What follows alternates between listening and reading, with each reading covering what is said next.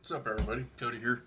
So, I've been seeing here lately everybody talking about the CEO of Harley-Davidson retiring and what their thoughts are on that, and what kind of where they think the dealership's going to go, the company.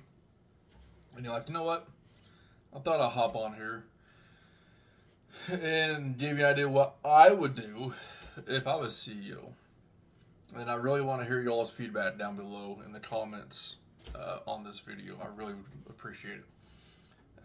And like and subscribe if you like what I'm talking about. Anyways, so first off, I don't think the CEO of Harley Davidson's actually retiring.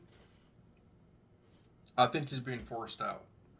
After his whole BS last August with Darren Sturgis and everything, the company hasn't recovered from that yet, and customers aren't happy, dealerships aren't happy. I saw it coming. So, goodbye. So, let's talk about what should happen and what needs to happen for Harley Davidson, at least in my opinion, to survive and keep going forward, because I really don't want to see the brand disappear, alright? One, need to hire somebody that loves Harley Davidson. Two, hire somebody that loves motorcycles, just not Harley, but loves motorcycles. Three, the dude that you rides motorcycles. And four, needs to hire somebody that's probably in their mid-40s. And I'm sure the guys that are the older generation are like, well, what the hell is wrong with our generation? Listen, there's nothing wrong with your generation. Your generation has kept Harley afloat for all these years. But unfortunately, your generation's also getting older to where you're not riding as much or you're not riding at all anymore. And that really sucks. I don't want to be there one day myself. I'm not looking forward to it. There's two generations that we haven't captured, and we're fixing to lose a third. You gotta capture that younger generation. Which brings me to the first thing that I would like to do. Project Livewire. I am no way, shape, or form an electric person. It's not for me. I don't care for it, whatnot. But I think there's a place and a time for it, and here's where I think the time and place is. We should take that technology that's in the Livewire, and we need to downsize it. And what I mean is we need to make it into a mini bike. Right? We need to make like small, medium, large electric motorcycle. But not for an adult, for a kid.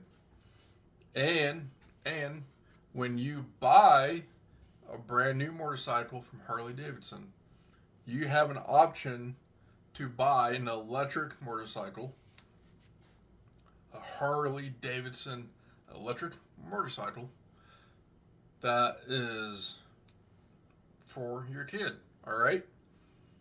So let's say that the bike costs retail $2,500 or $3,000. We're going to give you an option to get that bike for $1,000. Yes, we're going to lose money on it, but we're going to capture that generation. Imagine if you was a little kid, your dad had a motorcycle, and you had an electric motorcycle, right, to be parked right next to his big motorcycle. And you had your gear, you had your vest, and you had your gloves, and you had your boots. Just imagine that. And then imagine that it's fast enough that you can ride around with your dad on the block, around the block, right? I'm not talking like 50 mile an hour fast. I'm talking like it goes at 25, 30 miles an hour. You can actually ride with your dad in front of the house around the block. It's something you're going to remember the rest of your life as a kid. And when you become an adult, you're going to remember that memory you had with your dad. And you're going to develop your love for the motorcycle at a young age. And you're going to want to buy a brand new Harley Davidson when you are in your late teens, early 20s. That's how you capture the younger generation. That's not hard. And why they can't do it blows my mind. So Harley-Davidson, that's how you fix that problem. All right, let's talk about engines. I'm so tired of seeing a 114, a 117, 117 high output, 121. Enough. Get rid of everything but the 121 as far as the Milwaukee 8 goes.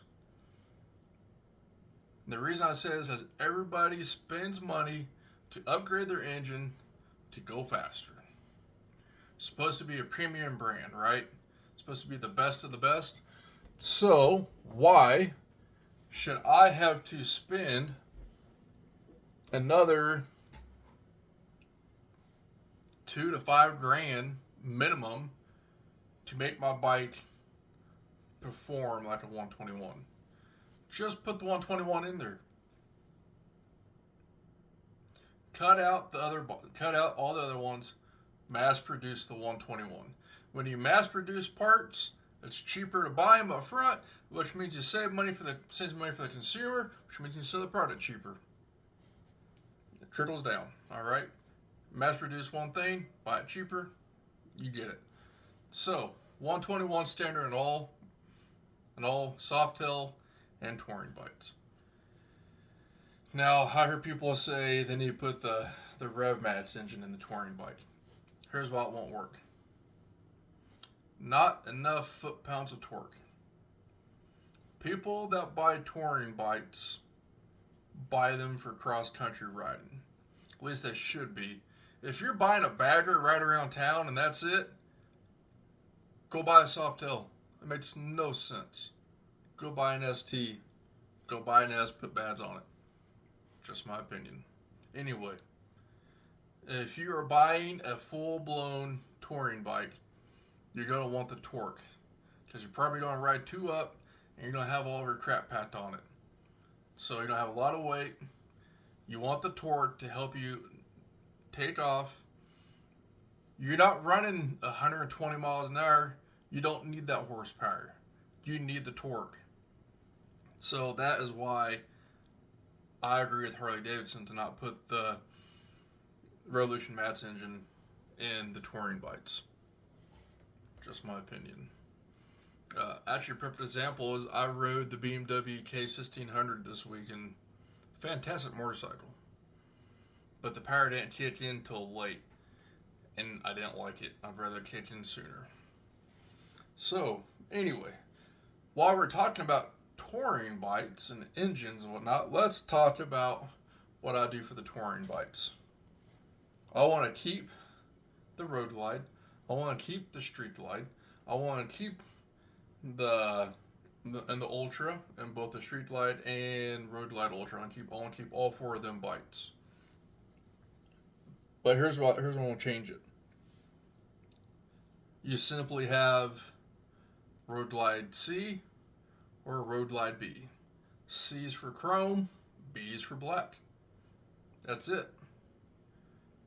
You have the same features, same options on both motorcycles. All you choose is black or chrome. Again, this boils down to mass production of parts. It's easier to mass produce parts for 2 motorcycles instead of 4 or 6, depending on how many different variations of the Street Glide and Road Glide you have.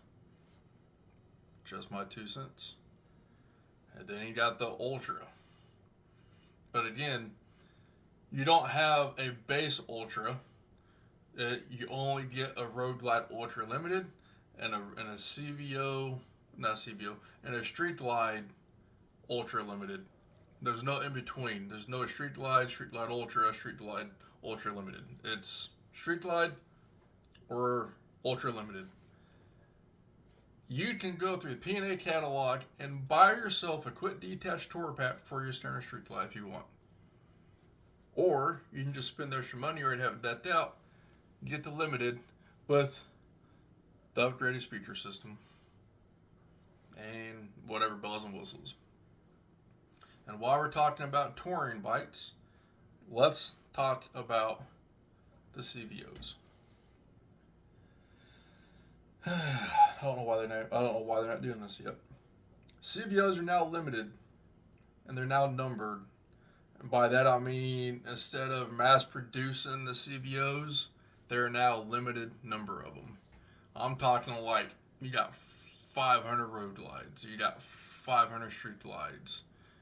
That's it. That's all it's made. So if you want a road glide, you gotta get your ass in the dealership, prepay for it, because probably don't sell quickly if you don't.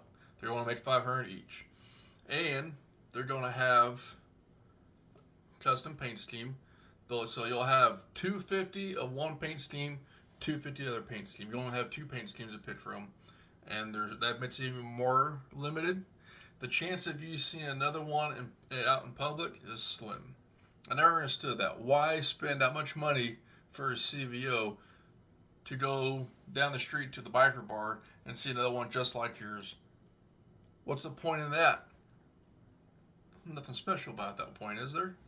So, limited number of CVOs, custom paint, so 250 one color, 250 another color, and it'll have freaking kick-ass designs, alright? Harley used to have amazing CVO paint jobs. And then there for a while they got very plain. Example, the Battleship Gray CVO, I think in 2019. It's freaking primer, man. It is ugly. Why? Just my 2 cents. And the CVO no longer have a CVO ST and a CVO standard. When you buy the CVO, it comes with a freaking everything. It comes with an inverter front end. It comes with the bigger brakes. It comes with the rocker phosphate speaker system. It comes with every single thing that you can get through the P&A catalog for a road glide. You can get it for that CVO. It's going to have it. Alright? You're not going to pay more money for ST. You're going to pay one price. That's it. CVO is supposed to be the top of the line. Stop cutting corners. Put everything on one bike, top of the line. The most premium product you can purchase, an American brand, is a CVO. And you're going to pay a pretty penny for it, but you got everything. And it's limited. It's a limited edition. And it's numbered. Just adds more value to it. It's going to hold the resale. It's going to make everything better. In the 90s, there was a wait list to get a Harley-Davidson motorcycle. And then Harley started mass producing all the bikes, which has killed the used bike value. Anyways, so the next thing, the Bronx. Time to bring the Bronx. Time for the Bronx to be released to the public. It needs to happen. People have been asking for it. Should have been done. Hasn't been done yet. I don't know why. Time to bring the Bronx to public. Pan America, I like the direction they went with it. So, the on-road version and the off-road version. One of each. And you only got one engine to pick from. Not two different. You got one engine, off-road, on-road. Again, mass produce, cut cost, whatever. Softails. Why is there so many Softails? You got the Softail Standard. You got the Street Bob. You got the Lowrider S. You got the Lowrider ST. You got the Heritage. You got the Fat Boy. You got the Breakout. Why is there 7 Softails? It's not needed. Softail Standard, gone. Cut it. Get rid of it. Don't need it. Street Bob, now replaces the Softail Standard. Keep the name Street Bob, but it's going to have the Softail Standard price while maintaining what it already currently has. That's first thing I do. Second thing, Lowrider ST. Harley dropped the ball on this bike yet again. They did some stuff I'm glad they did. I love that they finally did the same size as saddlebags. We've been asking for that for a few years, finally got it. I like the 2-in-1 exhaust. But here's where they drop the ball. Again, it's supposed to be a premium product, right? Why don't you put the freaking speaker system already in the bike? You developed it, put it in there. The instrument cluster that is on the Sportster S with the navigation and everything, it needs to be on the Lowrider ST. It needs to be standard. That would have helped set that bike even more apart than the Lowrider S. Just my 2 cents. Keep the heritage. Keep the breakout. People love the breakout. And the Fat Boy. Fat Boy don't sell very good. Because it's not a good looking bike. Sorry if I offend you because you got one and you love it. Most people I talk to don't care for the Fat Boy. They like the older Fat Boy. You know, they like the 90s Fat Boy. They love the late 2000s Fat Boy low that was all blacked out. They like that look. They don't like the new look. So either redesign it, get more traditional lines, or get rid of it. And we're going to cut the Lowrider S out too. Gone. And before you lose your shit on me, hear me out. Because this is going to spark interest. FXR S. That's right, I just said it. FXR S comes back.